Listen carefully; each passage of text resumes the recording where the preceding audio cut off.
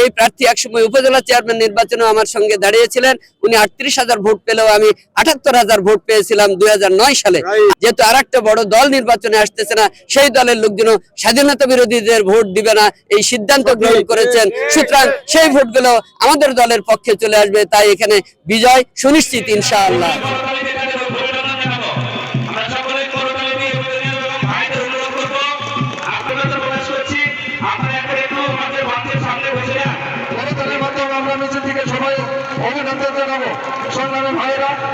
আমরা ৩১ বছর ধরে কালীগ্রাম দুনাঙ্গি উচ্চ বিদ্যালয়ে চাকরিরত আছি। শুরু হয়েছে। এই মুহূর্তে অবস্থান করছি নওগাঁ ৪ আসনে। এই আসনে মোট ভোটার সংখ্যা ৩,৩৩,৮৬০ জন এবং এই আসনটিতে কিন্তু পুরুষের তুলনায় নারী ভোটার অধিকাংশই বেশি। আমরা এখন কথা বলবো এই আসনে বিএনপি মনোনীত নওগাঁ ৪ আসনের বিএনপি মনোনীত প্রার্থী ডাক্তার ইকরামুল বারী টিপুর সাথে।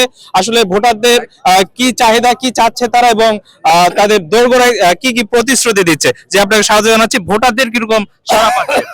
জি, আপনারা জনসভা মাঠেই দেখেছেন যে এইখানে নির্বাচনী প্রথম জনসভা, সেই জনসভায় হাজার হাজার মানুষ সমবেত হয়েছে।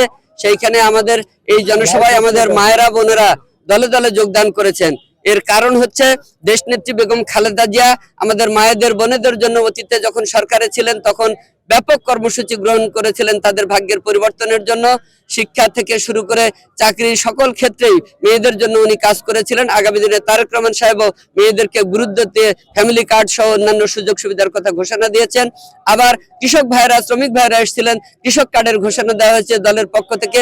সেই সমস্ত সুযোগ সুবিধা যাতে ভবিষ্যতে সত্যিকার অর্থে পাওয়া যায় তার জন্য তারা বিএনপির পক্ষে সরকার গঠনের জন্য ধানের শীষে ভোট দেওয়ার জন্য উন্মুখ হয়ে রয়েছেন। যে প্রার্থী আজকে এখানে নির্বাচনে আমার প্রতিপক্ষ হয়েছেন, এই প্রার্থী একসময় উপজেলা চেয়ারম্যান নির্বাচনে আমার সঙ্গে দাঁড়িয়েছিলেন। উনি ৩৮,০০০ ভোট পেলেও আমি ৭৮,০০০ ভোট পেয়েছিলাম ২০০৯ সালে।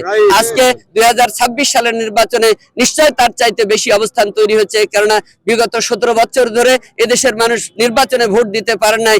এই ভোট আনন্দ উৎসব মুখর পরিবেশে তারা ধানের শীষকে দিতে চায়। যেহেতু আরেকটা বড় দল নির্বাচনে আসতেছে না, সেই দলের লোকজন স্বাধীনতা বিরোধীদের ভোট দিবে না এই সিদ্ধান্ত গ্রহণ করেছেন। সুতরাং সেই ভোটগুলো আমাদের দলের পক্ষে চলে আসবে, তাই এখানে বিজয় সুনিশ্চিত ইনশাআল্লাহ। আরেকটু জানতে চাইবো যে ত্রয়োদশ জাতীয় সংসদ নির্বাচনে আচরণ বিধি কিন্তু একেবারে কঠোর করা হয়েছে, তো এই আচরণ বিধিগুলো আপনি কিভাবে দেখছেন? আচরণ বিধি তো নির্বাচনে যারা দাঁড়াবে সকলেরই মান্য করা উচিত।